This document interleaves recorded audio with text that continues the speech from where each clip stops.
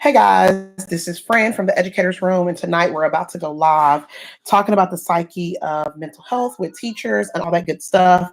Before we start, we are going to wait till everybody gets on, so give us about 2 minutes. In the meantime, tell us where you're from. Go in our comments, tell us what city, what state, all that good stuff.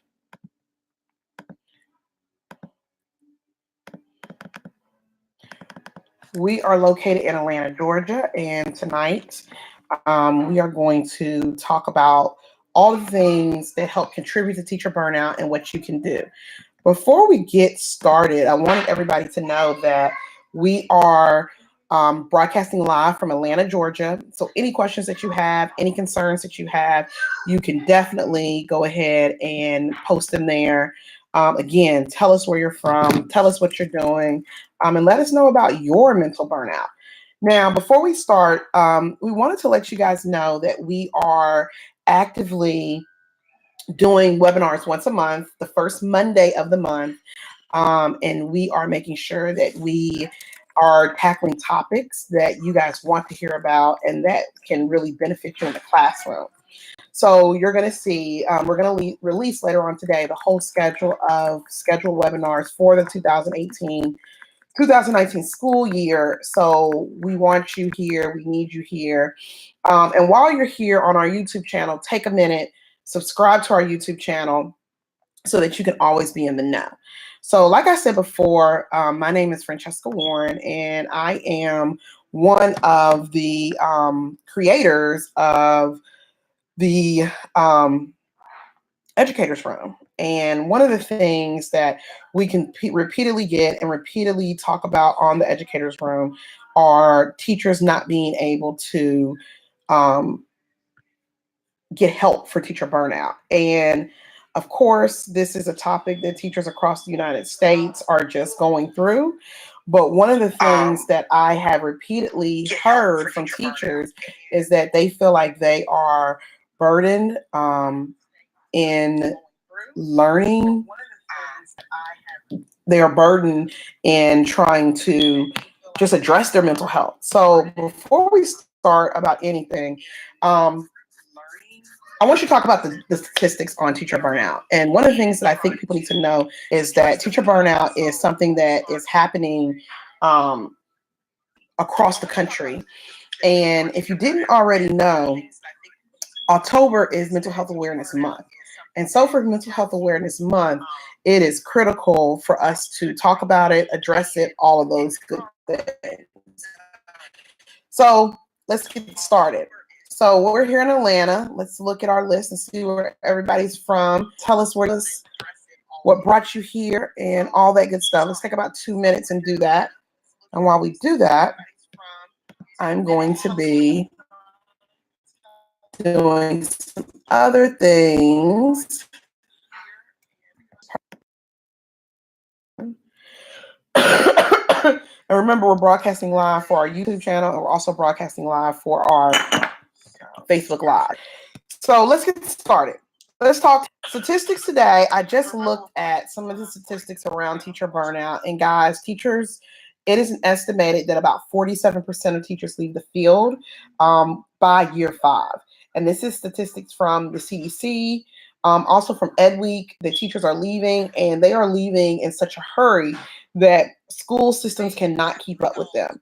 So when we talk about teacher burnout and all of those things that go with it, one of the things that I want us to talk about is, number one, the causes, but also the solutions. Because I think for a lot of people experiencing burnout, they are struggling with, they know it's burnout, but they don't know what to do to get over the burnout. So the first thing is I want people to know is that in this workshop, we're not going to tell you something that you don't probably first say already know, but we are going to address some of the things that we know keeps teachers from being successful in the classroom. We have to talk about before we get to anything with burnout is, first and foremost, how administrators keep good teachers out of the classroom. And I'm going to say good teachers because we all know that one teacher that we love that just does everything right. and boom, you look up and they're gone. And when you question them about why they're gone, it almost always starts with teacher burnout, with an administrator who wasn't supportive, or an administrator that just made their lives hell. So the first cause of teacher burnout that I think we need to talk about is definitely overprotective, overwhelming expectations of teachers brought on by administrators who just feel like teachers can continually get things added to their plate. And we all know that at some point something gives. And so it comes in all shapes and sizes. I was just talking to a good friend of mine about why she left the classroom. And she told me, she said, "Friend, I was being asked to do 300 things on a $100 budget." She said, "I was being asked to decorate my classroom and make it look like a Pinterest ready room. I was being asked to call 100 parents a night." She was a high school teacher. She's like, "I was being asked to grade all of these um, papers. I was being asked to, basically give my life up and be a teacher." And she said all these things that slowly aided her and slowly made her stress out, which ended up with her being taking IT and basically taking off for the rest of the year and not returning for the year after that. So we know that is a real concern, and we know that there are so many teachers that are feeling that. Um, Burnout number two is to focus on the data. We're at a time in education where everything is data driven, data driven, data driven, data driven. And a lot of time the data isn't even good data. And so you have teachers who are being evaluated and their jobs are being threatened, all this data, and data using from standardized testing, data from all of these things. And so teachers are just really, really stressed out about that. Third, is the lack of support. So we've already talked about, administrators constantly pushing stuff on teachers and asking teachers to work with more when they have less and taking the blame. But the flip side of that is whenever something happens, the teacher is to blame and the teacher gets the brunt of whatever's going on.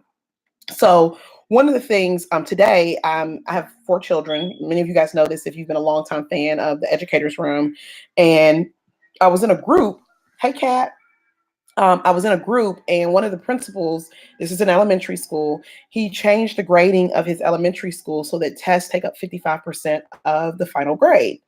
And he was talking to parents. This was a parent meeting, and he was really, really, really adamant that, this is what to do because kids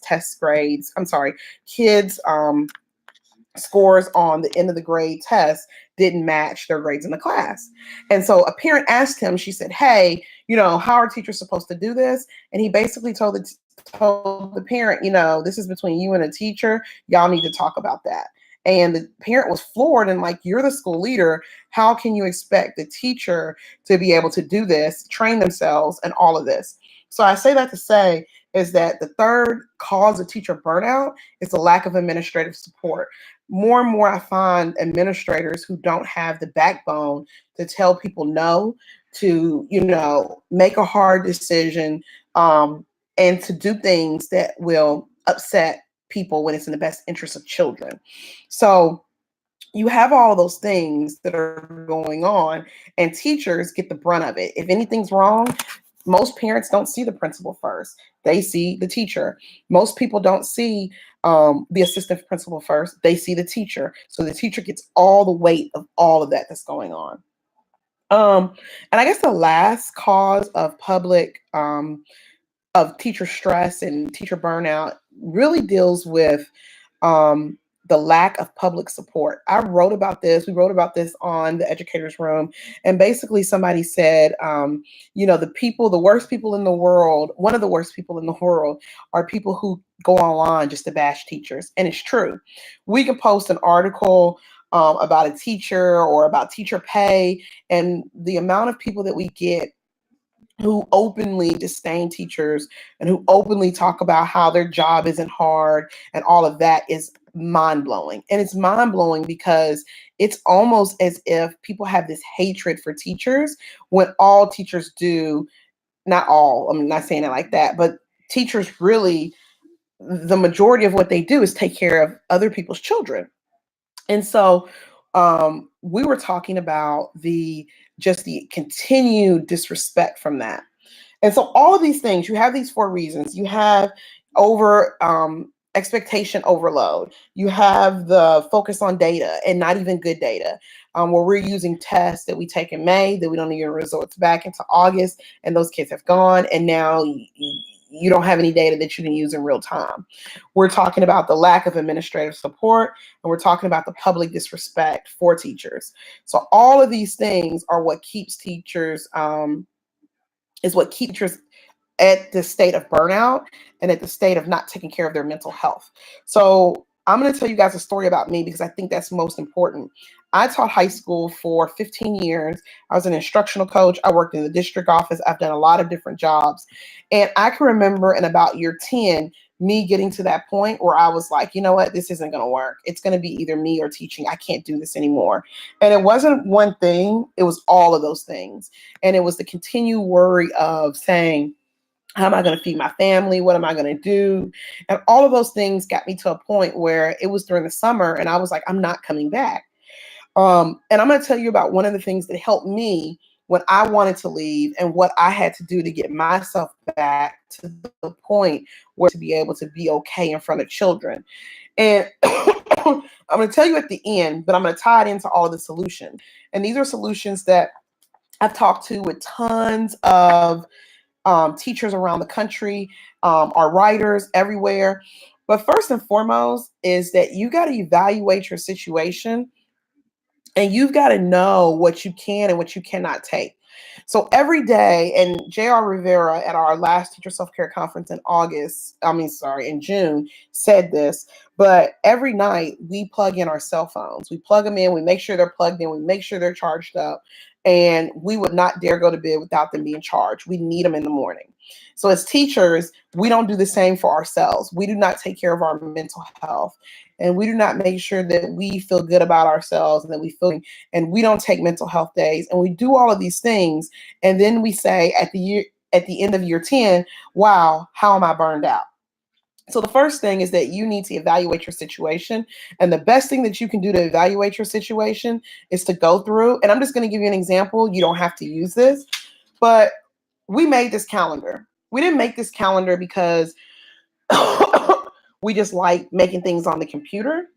But we made this calendar, and if you're on any of our social media, it's a free download. And we made this calendar because we were getting so many teachers who were saying, you know what, I can't do it anymore. And this is a good way for you to evaluate your situation. You know, when we look at today, it talks about for all 31 days, there are 31 things that you need to do to evaluate your self-care. So the first thing is write down your goals. Today, you need to write down your goals of teacher self-care. And so that might mean that you making a note while you're sitting here, or put it in the comments. Tell me, what's your goal for teacher self-care? What are you going to say for the month of October, that you're going to commit to? Specifically, let me tell you about me, because I'm a teacher and I think it's most important when, we talk about these things, is that number one is that I'm going to dedicate for the 2018-2019 school year is every day I get 30 minutes of exercise. That's not because, of course, I want to be healthy, but after having such a stressful job and working with other teachers and working with students and working with administrators and working with the public and all of the things that are coming to us, it's really, really, really, really important for us to take our physical health. I just had a teacher, and I've said this in a couple of webinars. I've said this to people, but I had a teacher a couple of years ago that I worked with when I was an instructional coach. And guys, she had a straight up heart attack at work. She was not feeling well. She was Sunday. She went to the hospital. They told her she was having anxiety attacks. She went home. She wasn't feeling well. And she went to work. And as soon as she walked in, she didn't look well. They took her into the principal's office and they called the ambulance. As soon as the ambulance got there, she passed out and she went into massive heart failure. So I say that to say, write down your self-care goals and do that.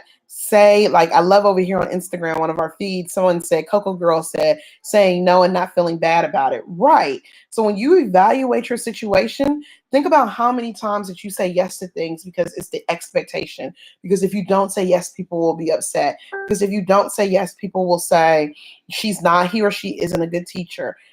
Evaluate your situation and write down your goals for the month and then start to say no. So I'm going to tell you my other two goals because today on October 1st, the goal is I'm going to get 30 minutes of exercise every single day. Every day. That means if I have to go walk in the mall, that means if I have to walk around my school, that means if I have to walk at home, I need to get 30 minutes of exercise because my health is literally my wealth. Also, my second thing is that I need to make sure that I am staying positive. This is for me. Again, I'm evaluating my situation. And what I've noticed is that when I'm feeling bad, when I'm feeling down, when I'm feeling like, oh, I can't do it anymore, I get real negative.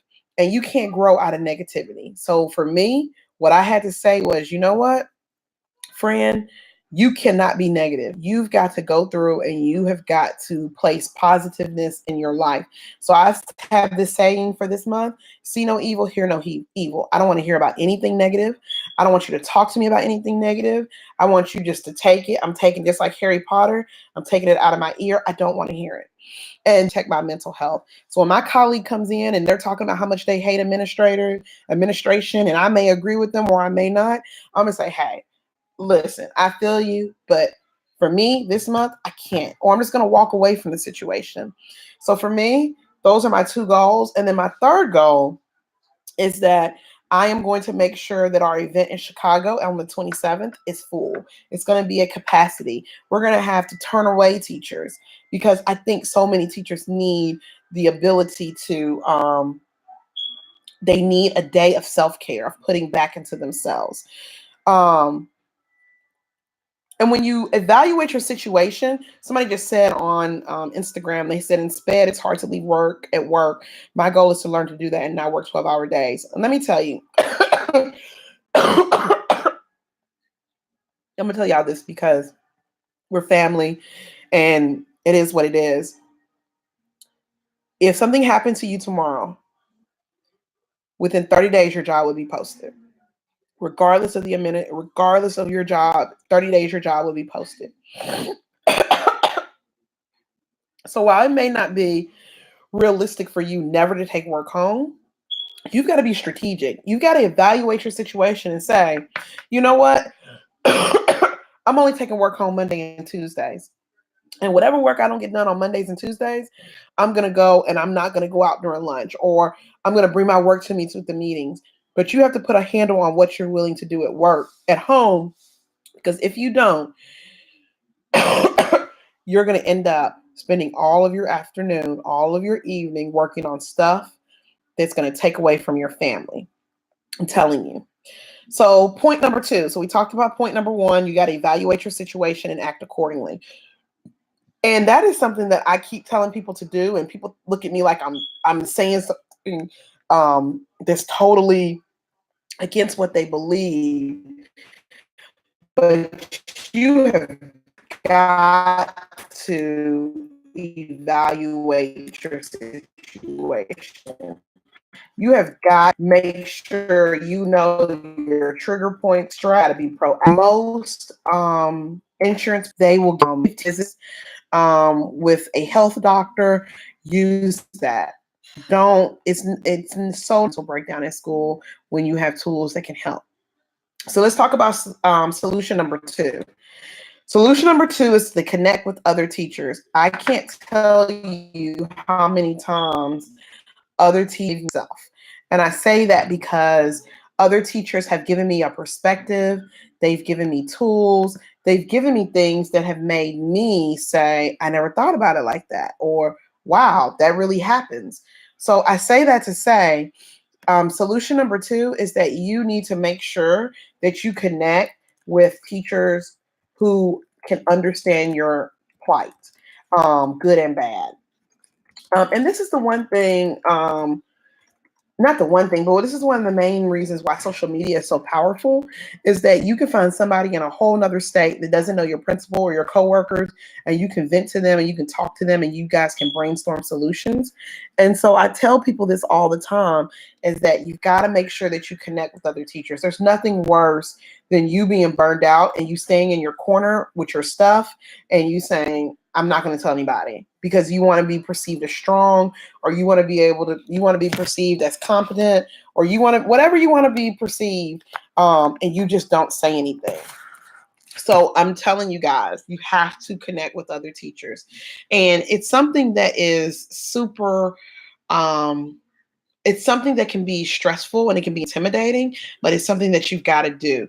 On social media, on Instagram, on Facebook, on Twitter, find your group of people that you connect with and talk to them with your problems. Participate in Twitter chats, participate in webinars, inbox people, do whatever you need to do to take care of yourself. You know, when we were making this calendar, and I printed it and it looks so pretty. But when we were making this calendar, one of the things that we talked about is that you need to make sure, call a family member you've lost touch with, or reach out to a teacher that's helped you before. But all of those things, these are solutions to burnout. Will you talking to a teacher every single time get you what you need? Probably not. But I'm going to tell you what it will do. You won't feel alone. And I've been reading about, and we've been doing some research on our end about teachers who suffer from depression, or teachers who um, think about suicide. And one of the things that we've noticed is that a lot of these teachers feel alone. They feel alone in their home life. They feel alone in school. And so what better way to not feel alone than to connect with people on social media? Solution number 3, journal your journey. I can't tell you, I'm going to show you guys something, and you guys are going to think I'm weird, but it's okay. We're all family. I go to TJ Maxx, and I have an obsession with journals, right? Love them. I like to write down my thoughts. I like to brainstorm what I'm going to do. I like to plan out. And I say that because it's cathartic for me.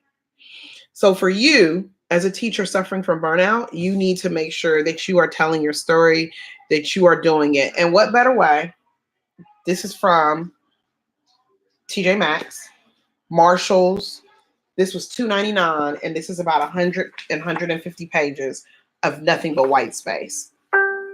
And I tell people to journal because what it's going to do for you is that it's going to allow you to say things that you can't speak out loud. And this is something, you know, we're talking about mental health, and we're talking about how mental health. Yay, thank you, Coco Girl. She said, I love the calendar. Thank you. We're going to have a whole 12-month calendar in January, but shh, don't tell anybody. And if you're going to be at the Teacher Self-Care Conference in October in Chicago, we're going to have some there, but shh, you didn't hear that from me. One of the things this is Mental Health Awareness Month. And if you see any therapist, there's a reason when you sit down and you talk to them that they note out what you say, that they sit back and they write down, because they are trying to capture what you're saying to help you. So journal your journey. Start with, you know what? And this is really how the educators room got started. Is I said one day, I'm pissed off about what's happening. Literally, how I started it. Thought this was going. I say, grab one you like and just write. Figure out what it is. Somebody said on Instagram, your stress response wants you to reach out to others. When you're stressed, your body releases oxytocin in others.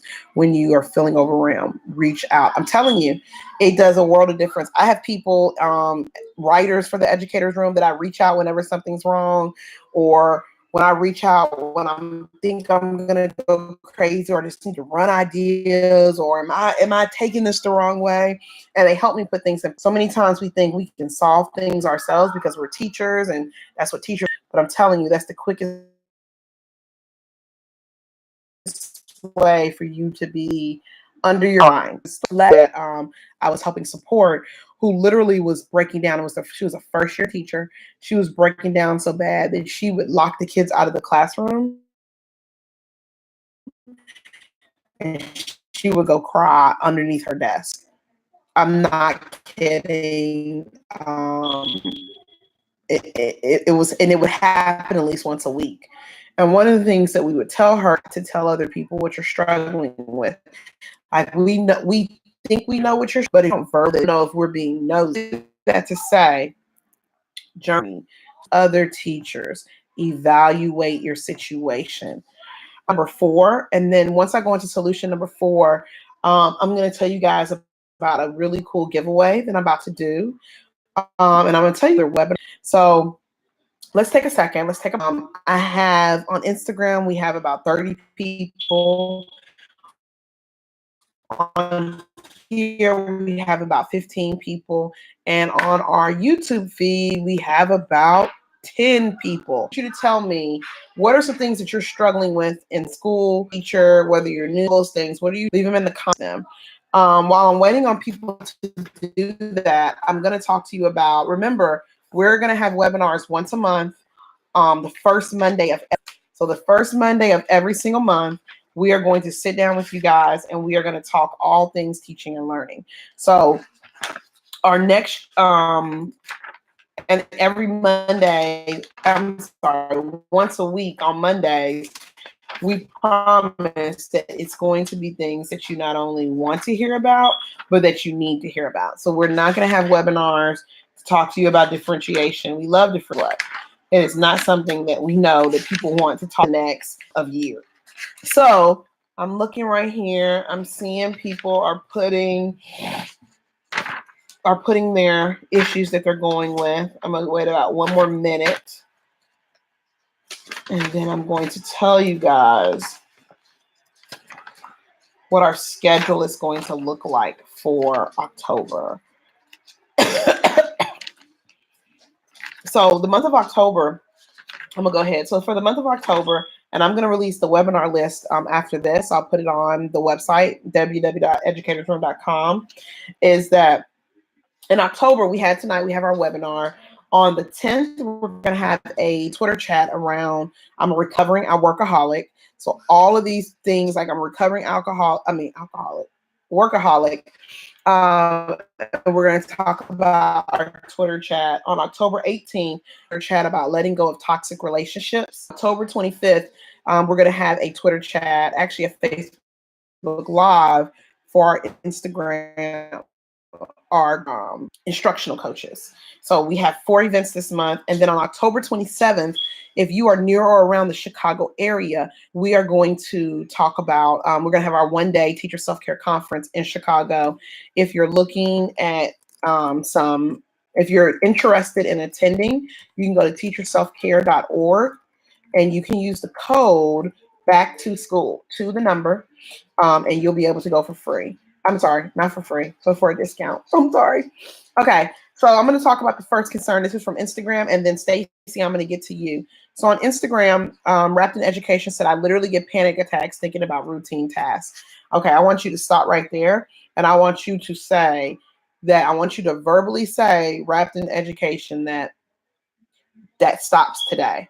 And you have got to make an appointment, use your insurance, go speak to a therapist. You have got to find coping mechanisms so that you don't feel overwhelmed.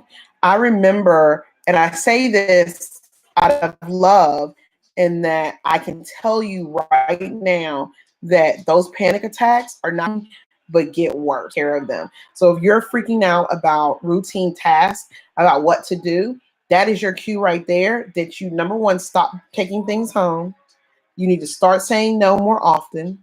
You literally need to go tomorrow or tonight, ask around, say, hey guys, anybody have a therapist, somebody they can talk to, and you need to make an appointment, because what panic attacks turn into, and I people, they turn into elements. This is my dog, y'all. I'm sorry, move. One of the things a friend of mine told me, and I believe this, she said, when you're full of anxiety, when you're full of stress, it eats at your body. like it eats your body up and you start to get other health ailments. So wrapped in education on Instagram, I need you to do all of that. So number one, you're going to stop taking things home. As of today, I'm going to check in with you. Number two, you're going to make sure that you call somebody to speak with, a therapist, a counselor, whatever you need to. And then third, but definitely not least, you've got to get some of that anxiety out of you. And a good way for physical activity. For me, it's walking and running that I just started back doing. Over here on Instagram, I'm sorry, on Facebook, Stacy says student misbehaving, lack of parent class. And most of the time, starting out, it's not the teacher. I remember teaching in the 9th grade, feel triggered, and you're gonna get the class off task. I need for you to stand outside, or kids don't respond to more rules. They don't. I've been in education for my son's 18 for 17. All parents want the best for their they might not know, but they. So one of the things that I had to figure out expectations and what I expected from parents, because that's what I would do. And there were a lot of people who I would expect, in my mind, I'm thinking if you're a parent, then you're going to come to the school, you're going to do all these things. And when they wouldn't do it, I remember being a first, second year teacher and thinking, oh, they just don't care about their kid. They're never here. And it wasn't until I had kids that I was like, you know what? Parents have to work. Like, parents can't come.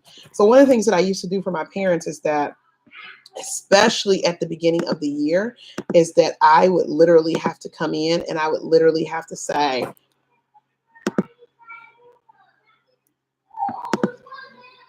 we're going to have to, I would literally start the school year with, hold on one second. Internet's acting wonky.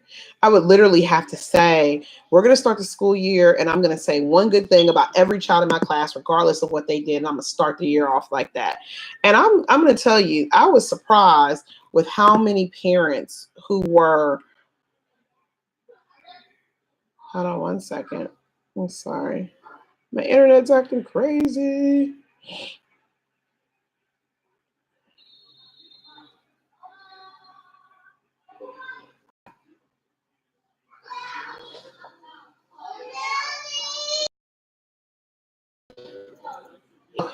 And literally I had to realize that my parents, like, all because they didn't do things the way I wanted them to do, didn't make them bad parents. And so I say that to say that sometimes we have to evaluate what we expect our parents to do.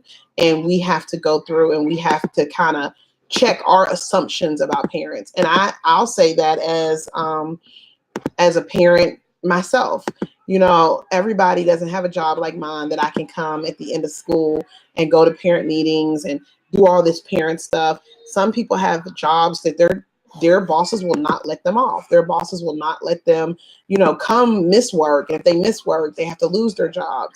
So I say that to say sometimes we have to check ourselves and our perceptions of parents and what they do. So the perceived lack of support, I know, hurts, but find those parents. And I would tell you this week, pick 2 or 3 and just call and say, you know what, I just want to tell you, I really enjoy having your kid. Can you tell me something about your kid that most people don't know that will help me? And do that for your kids that are giving you the most trouble. All right, somebody over here, the geeked out teacher said, my biggest issue right now is my lesson planning process. It takes up too much of my weekend to the point I had a panic attack because I'm just thinking about them. Help. I'm going to tell you what, geeked out teacher, what do you teach? What grade level? Because I'm going to tell you right now is that if you are getting panic attacks with lesson planning, you may not be planning effectively. And I say that out of love, because I've been there. My first 3 years of teaching, I literally, and you guys are going to laugh, but I literally went through and I did 2 sets of lesson plans. Like one that was like fill in the box. Then I did one where I wrote out like what I was going to do. And when I look back, I was doing it because I didn't understand how to pace my lessons. So what I would tell you to do is that, I don't know if you do weekly or monthly lesson planning, but one of the things that I would tell you to do is that you need to make sure that like the coming up for this week or next week, you've already planned for this week, is that I would say, what is the big thing you want kids to get? And looking at your standards and picking my earring just fell, picking key standards for you to focus on instead of you trying to do 30 standards for the week. Listen, I'm going to do this. Lesson planning, my God, 9 kids, it takes hours. It does. And that is when your relationship with other teachers can really help.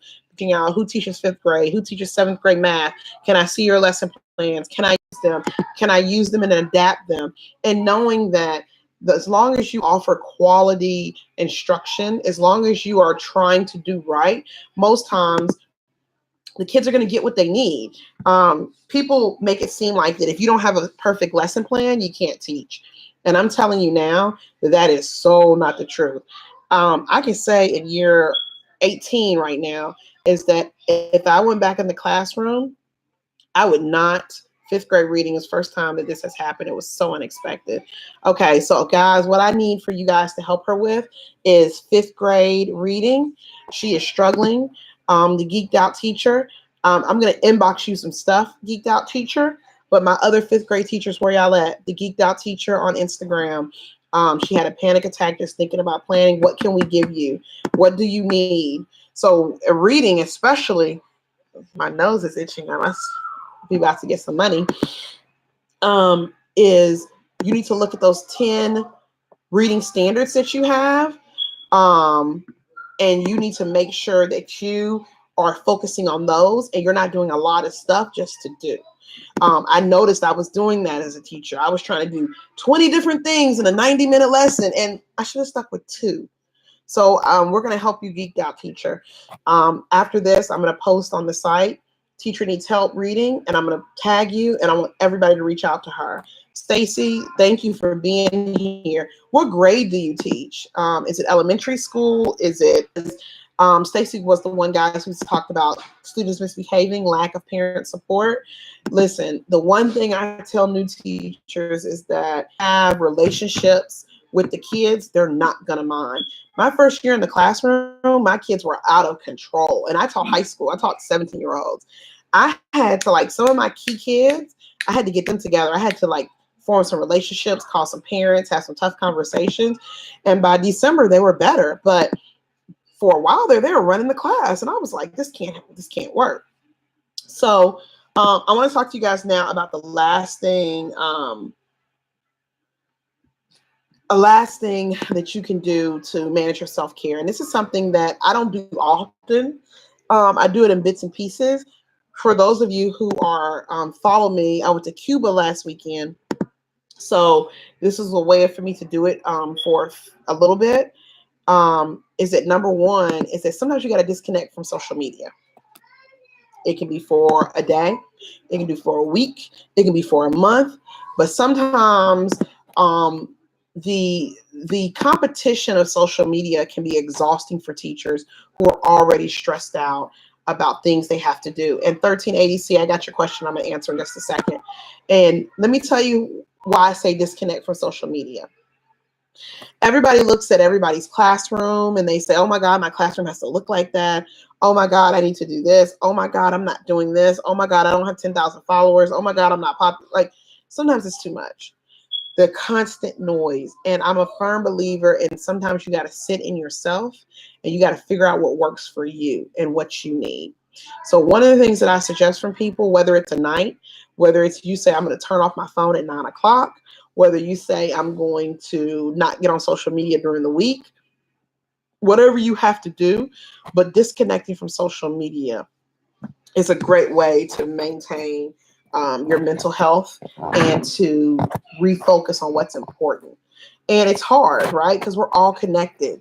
But when I was in Cuba, I would call my husband and make sure that, the kids were okay and all that good stuff. But it felt good not being able to get on Instagram and see the new lie that people live, and get on Facebook and hear all the political banter and all the foolishness that was going on over here.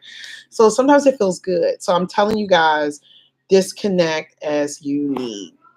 So we have one last question, and then I'm going to go. I'm going to let you guys ask more questions, so we're going to have about 5 more minutes. Someone said, 13 underscore ADC said, how do you form those relationships with them? It depends on the kid. I'm going to tell you, teaching girls, high school girls were hard to form relationships with, and you would think that they wouldn't be, but a lot of our girls in schools just come with so much other stuff that they're guarded, right? And I get it. I'm a girl, so a lot of things that I did is that I figured out, like, just talking to them. You'd be surprised how many points you can earn with kids by just being nice to them. And I say that because I would see some of my coworkers who were just mean to kids. And then they say the kids are misbehaving. They don't like me. Yeah, you're not nice to them. So I think it starts with you being nice to them, not overly nice where I want to be your friend, but just saying, hey, how are you? Noticing things about them, saying, hey, I noticed you did this yesterday. Was everything okay? And having conversations with kids. I can't tell you how many times people think that our job is to stand up and just tell kids what to do. That's the least of our job. That's a very bare minimum. And so forming those relationships, you have to think about the kids that you're teaching. What do they like? And how can you extend an olive branch? I'm not saying I'm not a teacher who were kids' friends. Like, they knew I'm the teacher. But I was a teacher who, if a kid was out 2 days, I'd call and be like, where you at? I don't see you. Why are you not here? I was a kid that if I saw a parent and I was out and I saw a kid with a parent, I'd stop and I'd have a conversation about him. And I used to tell my kids all the time, I'm mom. So, like, that's how I'm going to approach things. Okay, so I have one last question. Somebody said, this is on Instagram, guys. It says, I'm at an all-girls school. It's so difficult to be a teenage girl in this world. They just want someone to listen and be there. Thank you for your advice. Listen, I'm telling you, our girls and our boys in different ways, but our girls go through so much. They have so much on their plate. They are treated like adults well before they're adults. And so, when they're misbehaving or acting up, it's because they literally are trying to navigate this world. So it may be tough getting into them, talking with them, but it's definitely worthwhile. So, guys, that is our first webinar of the 2018-2019 school year.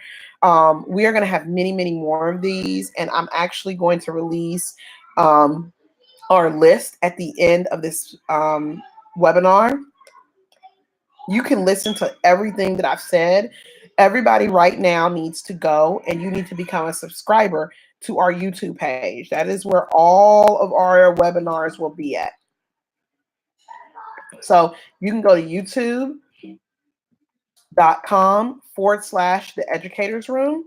And this is where this will be at. This is where this will stay at. You can also go to our Facebook page and search the educators room. We will also have them on there. So what we need for you to do is to become a subscriber, leave comments, and all of those good things.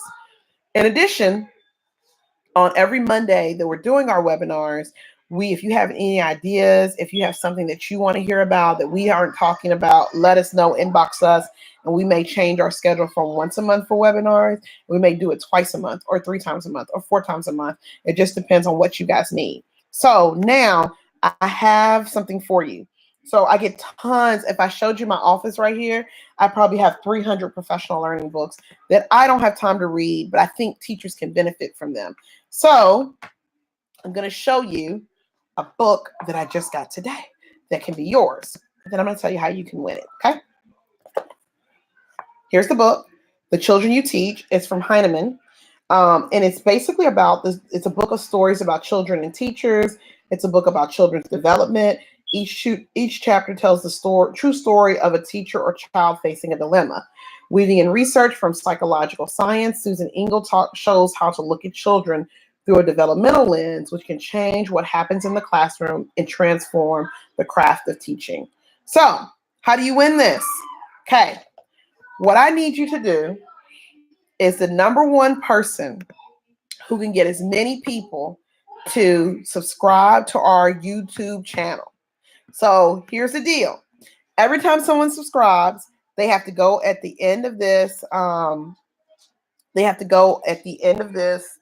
Obi, move. Move. That's my dog, y'all. Move, boy. Move, move, move. You have to go to the YouTube channel and you have to, sorry, I had to get my earring where he'd eat it. You have to go to the YouTube channel, and underneath this video, you have to, and it's going to post in about 3 minutes.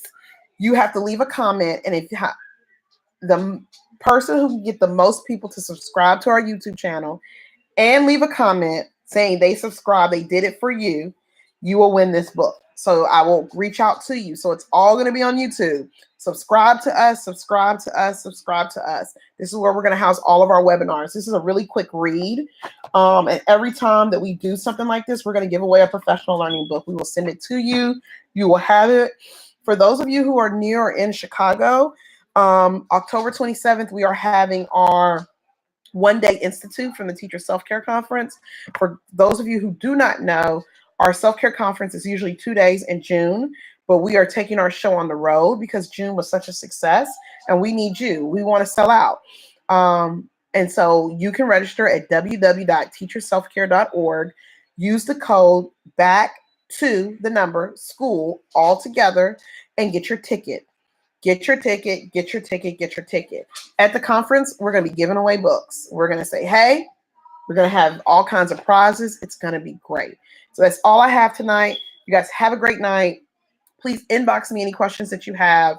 And remember, in order for you to win this book, get all of your friends to subscribe to our YouTube channel, www.youtube.com/no Leanne. You don't need a ticket. That's my friend Leanne. She's helping us get our life together. Subscribe, and when your friends subscribe, have them go under this video and leave a response saying and mentioning your name. And by the tomorrow morning, whoever has the most by tomorrow morning let's say tomorrow at 12 noon Eastern Standard Time, I will announce a winner, and that person will get the book. Okay. Have a good one, guys, and I'll see you guys. Remember, our next Twitter chat, October 10th, the day of self-care. We're going to be talking about how to become a recovering workaholic. Y'all need that. Have a good one.